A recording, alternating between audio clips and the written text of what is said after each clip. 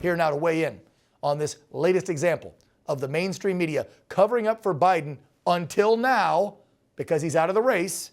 He's the director of research over at the Government Accountability Institute and author of the book, Controligarchs. Oh, and we hate those Controligarchs. There's the book. Seamus Bruner, back on the program. So soon, Seamus. We just saw you on Friday last week. And here we go. So, the only paper of record back in the day was the Post. We saw how they got treated when they reported. The only major network to report it was us. You know how we got treated. And here we are, almost 4 years, Seamus, to the day. If I recall, and I might be wrong, we and the Post put this information out in August of 2020. 4 years later, now the Times goes, okay, we'll talk about the family corruption. Because he's not in the race anymore.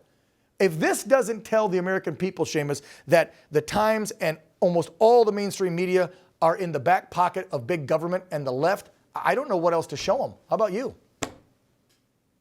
Yeah, I mean, Dan, you're exactly right. It's over 1,000 days late and about $1 billion short. I mean, and just look at the revelations. I mean, the so-called revelations here from the Times and the Washington Post. It's a big nothing burger because we already reported starting in 2018, and you at OAN have been doing great work since. Everybody has revealed that there was a bribe. The whole Ukraine situation was a bribe. They paid Hunter Biden.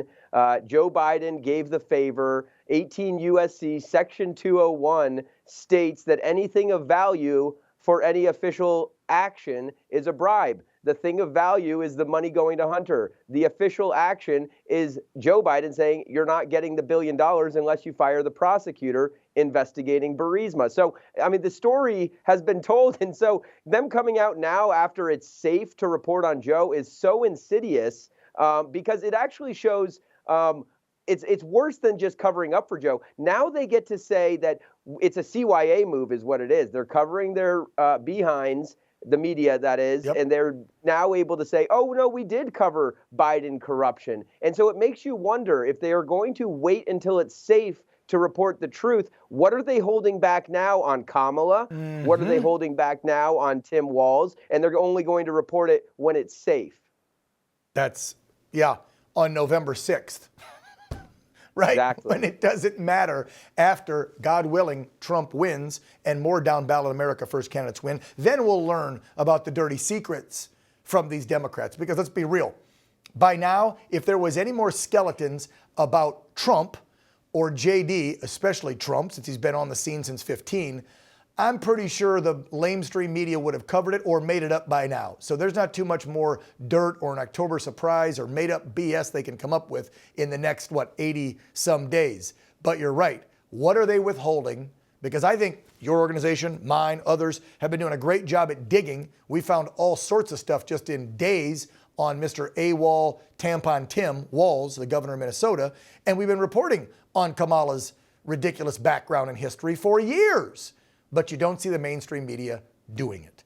Seamus, I want to play something quick. So a reporter, I don't know which reporter this was that had the guts to actually ask the mouthpiece for Harris and Biden, Miss Karine Jean-Pierre, in the press room yesterday, but somebody did, or maybe it was this morning, had the guts to ask them about this Time story, now actually going after Hunter about Burisma and Joe's connection and all that. Here's the answer. I'll get your reaction on the backside.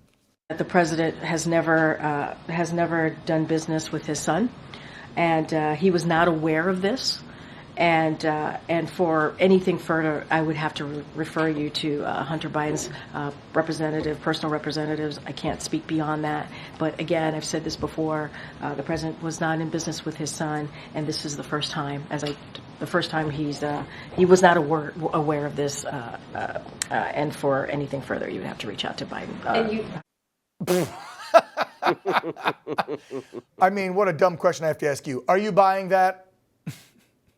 Not at all. And actually, look at how far they've come, how far they've retreated. They are now into the corner where they say that Joe Biden was not in business with his son, whatever that means. Remember, Joe Biden never talked to, never met with, never spoke to, never received a dime from any of Hunter's business partners. Now they are stuck saying he was not in business with his son, which makes no sense. And by the way, it's false. Hunter Biden was paying through the Rosemont Seneca accounts for his father's foundation after the vice presidency at this House of Sweden. I believe it was like 50 grand a month or 50 grand a quarter. He was paying from these accounts that got the Ukraine money, got the China money.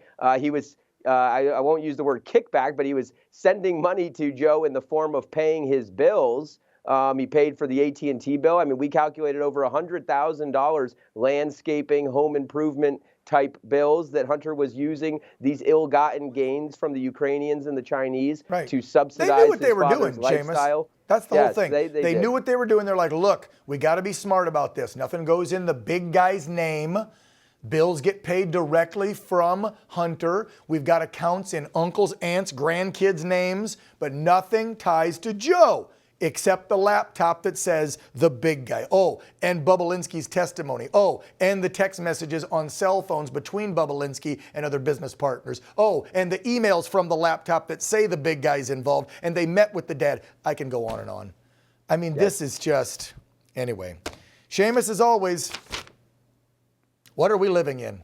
Seriously. I mean, I've been in this racket 32 years and I'm just sitting here going, this is not journalism. These are not reporters. These are not real, true people that want to tell you the truth, folks. They just lie to you, period. Check out Seamus's book. It's awesome. Love it. Controligarchs, talking about the evil global elites trying to take over our lives. Let's not let it happen, folks. And you know, one guy and a movement that'll stop it. It's called the America First Agenda. Seamus, thank you as always, brother. Take care. Thanks, Dan. Yep.